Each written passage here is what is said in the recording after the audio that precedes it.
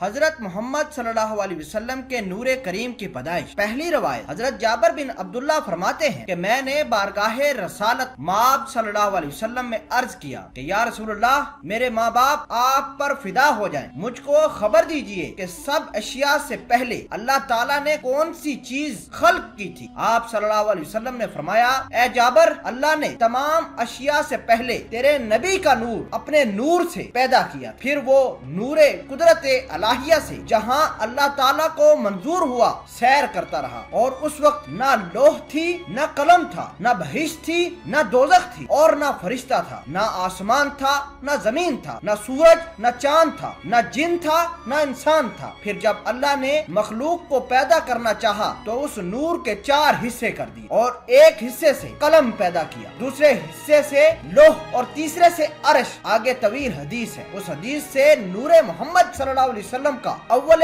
خلق ہونا حقیقت سے ثابت ہوتا ہے، کیونکہ جن اشیاء کی نسبت روایات میں اولیت کا حکم آیا ہے، ان اشیاء کا نور محمدی سے متاخر ہونا اس حدیث سے ثابت ہے۔ گویا ثابت ہوا کہ دنیا جہان کی یہ چیز، دنیا جہان کی ایک ایک شے پیغمبر صلی اللہ علیہ وسلم کے نور سے خلق ہوئی۔ دوسری روایت کے مطابق حضرت ارباز بن ساریہ سے روایت ہے کہ نبی اکرم صلی اللہ علیہ وسلم نے ارشاد فرمایا کہ بے شک میں حق تعالیٰ کے نزدیک خاتم النبیین ہو چکا تھا، اور حضرت آدم اپنے خمیر میں پڑے ہوئے تھے، یعنی ان کا پتلا بھی اس وقت تیار نہ تھا۔ تیسری روایت کے مطابق حضرت ابو ہریرہ سے روایت ہے کہ صحابہ اکرام نے پوچھا، یا رسول اللہ، آپ صلی اللہ علیہ وسلم کے لیے نبوت کس وقت ثابت ہو چکی تھی؟ آپ صلی اللہ علیہ وسلم نے اپنے صحاب سے فرمایا کہ میں اس وقت بھی نبی تھا جب آدم کے تن میں جان تک نہ آئی تھی۔ چوتھی روایت کے مطابق ایک شخص نے عرض کی، یا رسول اللہ، آپ کب نبی بنائے گئے؟ آپ صلی اللہ علیہ وسلم نے فرمایا کہ